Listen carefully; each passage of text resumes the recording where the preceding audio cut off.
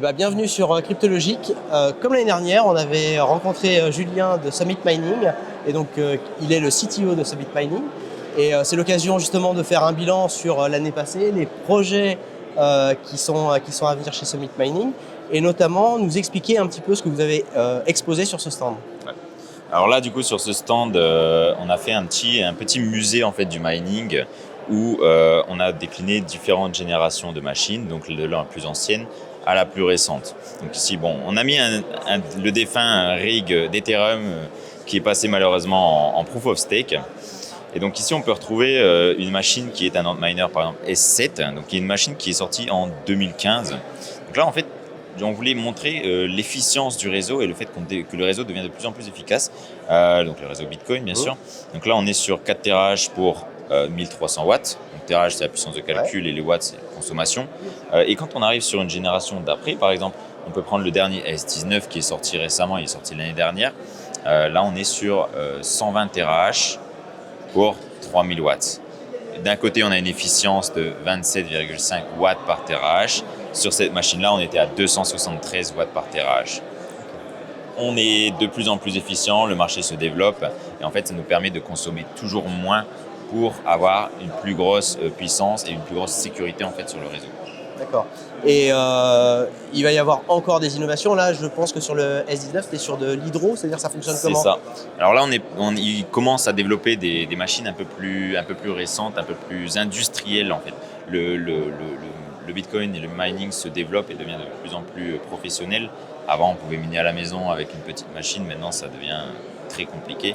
Et en fait, on est passé sur des modèles maintenant qui sont, comme tu as dit, hydro, donc refroidissement liquide et directement en triphasé. Ça nous permet d'équilibrer mieux les containers. Il y a pas mal d'avantages pour nous et surtout pour la durée de vie de la machine. Durée de vie et performance. Et donc, au niveau des implantations de Summit Mining, aujourd'hui, vous êtes rendu où et quels sont vos projets ?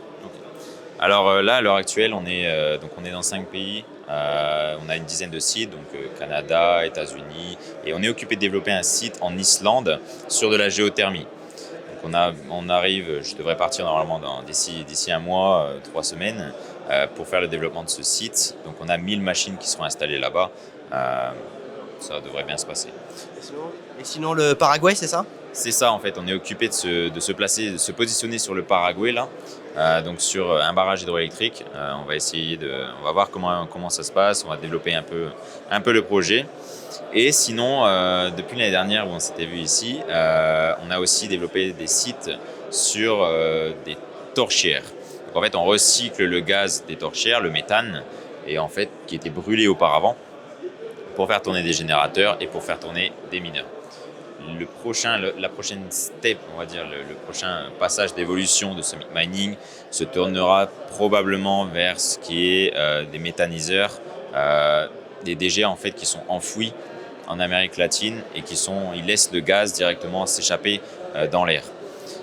C'est une catastrophe écologique. Le minage, nous, on peut faire ça, on peut combler ça. En fait, on peut récupérer le gaz, le passer dans des générateurs comme on a fait avec les torchières et en fait réduire l'impact écologique du coup de ces méthaniseurs.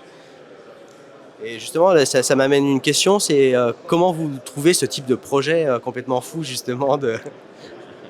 Alors, on réfléchit, on essaie de trouver des moyens en fait d'avoir de l'électricité toujours moins chère. C'est le nerf de la guerre, clairement, c'est l'électricité, le prix de l'électricité. On doit être capable de survivre même en bear market et surtout côté écologique. Je me suis rendu compte que Bitcoin est la seule industrie qui peut se déplacer, aller d'un endroit à un autre très rapidement pour consommer de l'énergie, même en plein milieu du désert.